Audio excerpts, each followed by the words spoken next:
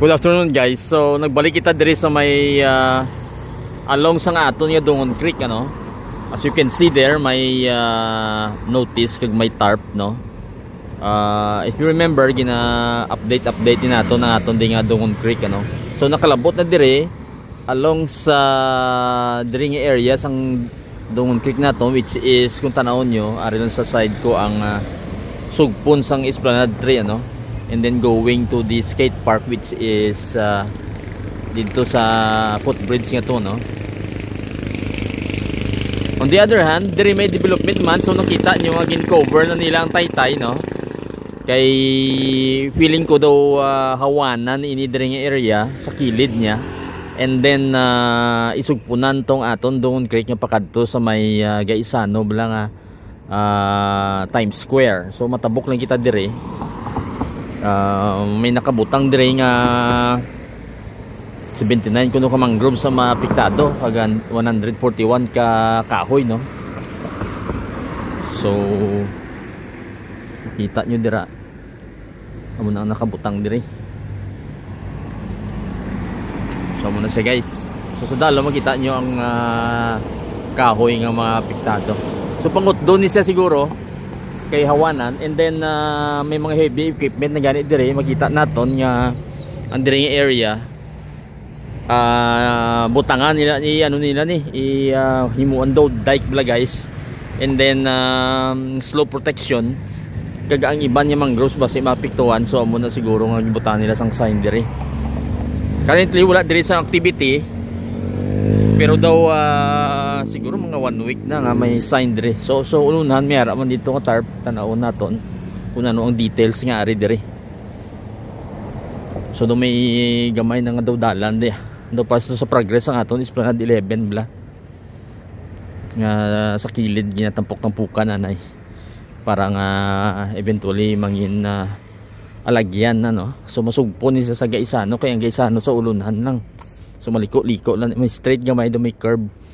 I can see that the parts ang aton nga footbridge sige do kita ano na dire.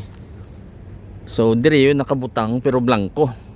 Wala sa sang information dire no. Makita nyo dira guys, wala sang information. And then ang subdivision dire nalipat ko sa ngalan pero may subdivision na di along mo.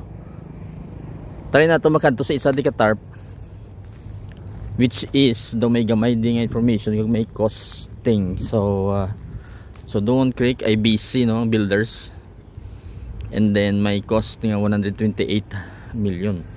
So as usual delayed, so December 2025. I hope nga ma-accomplish nila by December 2025 no. Kaya nakabutang dire. And then February kuno nag-start though late naman gani nag-start siguro kung tanaw nato nga nagaagi-agi ko nga ginaagyan ko di do kung subong is June, so siguro do mga April May lang possible nga nag-start no. So makadto lang kita ulunhan no, tanaw lang naton, explore lang naton kadali para makita naton kung din si asta no. So do mga fence pa man lang ni sa subdivision. So asta lang dire ang ilang ano. So may mga i-zoom na lang naton. Makita naton dito asta lang dira siya no. So dira lang sa subong ang nalabutan sang ilan na pagtampok-tampok kay malusot na ini siya sa may aton tong isa ka footbridge dito sa may Gaisano na yun. Kay daw pila lang ka meters away ara na ang footbridge. Actually makita naton dire kung try naton i-zoom. Ara siya guys, makita niyo ang footbridge. So muna siya kalapit no. Roughly mga 100 or 150 meters lang away from where I am standing. So amo na siya kalapit dire. So hopefully i-monitor ta lang ini subong ang diri nga area man para makita naton kung ano ang matabuan niya ni eventually in the future no. Magtabo to sa piyak balang side sa aton nga area sang Dungon Creek ano. Andra sa may Gaisano no. And then going to Magsaysay na. Ang aton weather naga gloomy subong pero do medyo katalite guys. And then ang flow ng tubig daw mahina lang no, pero pagwa siya. So base going anay low tide pero ma high tide din sa karon magabi. So man na guys, quick lang ini nga aton diri nga pagkadto no. Ang mga ano gali mga fence ng subdivision amo ni siya oh. So may mga tanom na gani. Hindi sa gani taas gid, and then may mga pamalay makita nyo. Try ko lang butang sa caption ang ngalan sa subdivision yun eh. So amo lang na guys, nagkalabay lang ko di kay nakita ko. Wala pa gani gid maano do, puro pa lang duta no, tampok pa lang. So amo lang yun na siya sa subong ano. And then makita naton ang taytay may mga do tarp bala may tabon. Kay samtang gina-construct niya tabunan nilang taytay.